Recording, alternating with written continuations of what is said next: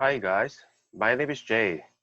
I work for JMB Online Prep, and I'll give you a brief lecture, sample lecture on SAT writing. Let's move on. Let's take a look at question number 23. Here, the question 23 is asking you to provide a transition. How do we decide which transition is correct? We have to read the previous sentence. The previous sentence says, built in southern Greece in the 4th century BCE and rediscovered in the late 19th century CE.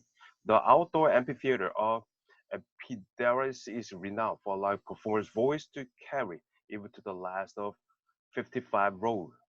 Okay, it is well known. It is renowned. This amphitheater is renowned for its acoustic. This sentence says the source of this acoustic quality has long been misunderstood. Okay, it is not well known, but it is misunderstood. So what kind of transition words should we use? If you go with therefore, it shows the cause and effect. These two sentences are in cause and effect relationship. So A cannot be an answer. How about B, however? However is used to show the contrast. Okay, it is well known. However, it is misunderstood. It makes sense. So B is okay. How about C? Instead, is sometimes used in place of however, but they are a little bit different. How is it used? Instead is most of the time used to give you the alternative answer, alternative choice. So C is not a correct answer. Consequently, it is just like therefore. It shows the cause and effect relationship. So D is incorrect. So the correct answer for question number 23 is B, however. Okay, let's move on to question number 24. It is not until 2007. Okay, where is it underlined? The verb of the sentence is underlined.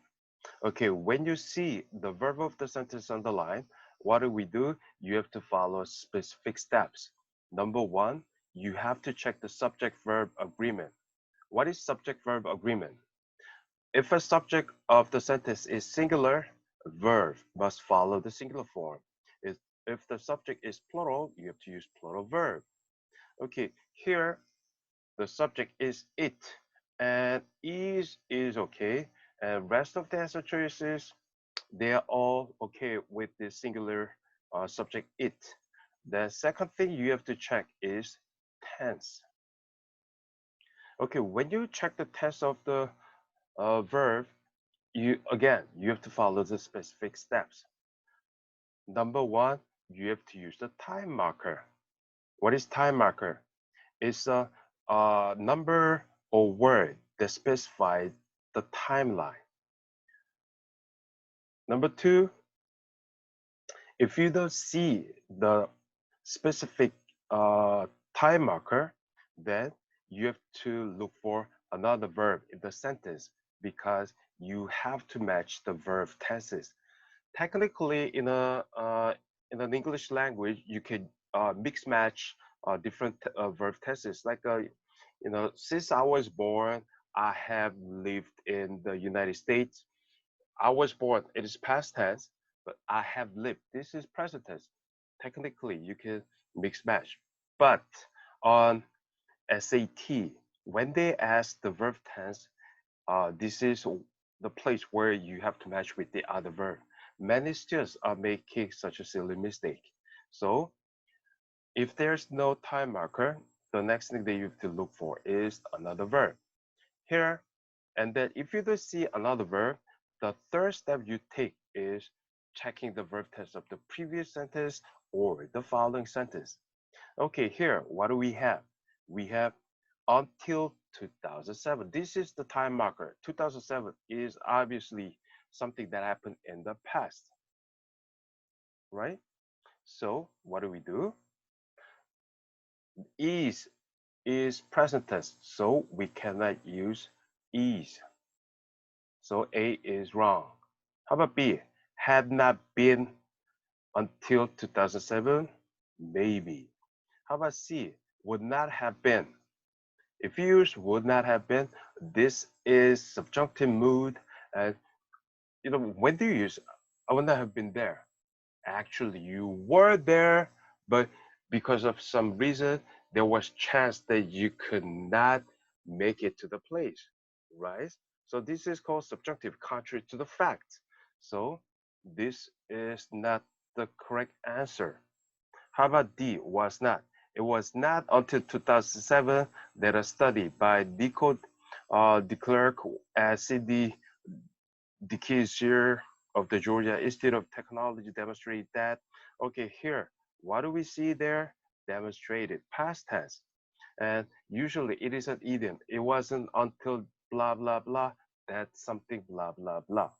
So this one, you have to go with answer choice D. It was not until 2007 that a study by Nico de Klerk and Cindy de Kaiser of the Georgia Institute of Technology demonstrated that the theater seating arrangement is a source of blah, blah, blah, blah. So you gotta go with D.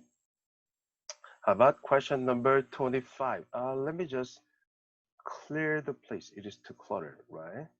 Okay, let's take a look at question number 25. Of the Georgia Institute of Technology demonstrated that the theater setting arrangement is the source of its excellent acoustic. Okay, it seems fine. How about B? What do we see there? We see dash. Dash and comma and parentheses, they're pretty much the same, although they're a little bit different, they work in many ways the same. If you place a dash in the middle of the sentence, usually you have to have another dash. Especially if you place dash before a verb, you gotta have another dash. But we only see one dash, so B is incorrect. If you go with answer choice C, you finish the sentence at technology and you start new sentence. Then the problem is, it is not until 2007 that a study by Nico de Klerk and Cindy de Kaiser of Georgia Institute of Technology, what happened? It becomes fragment. So it is incorrect. D is same thing. If you add which, the subject a study does not have a verb to match with. So it is incorrect. So the correct answer for question number 23 is A. Okay, this is just a brief explanation of how to approach SAT writing. I hope you enjoyed this and I hope this helps you. Thanks.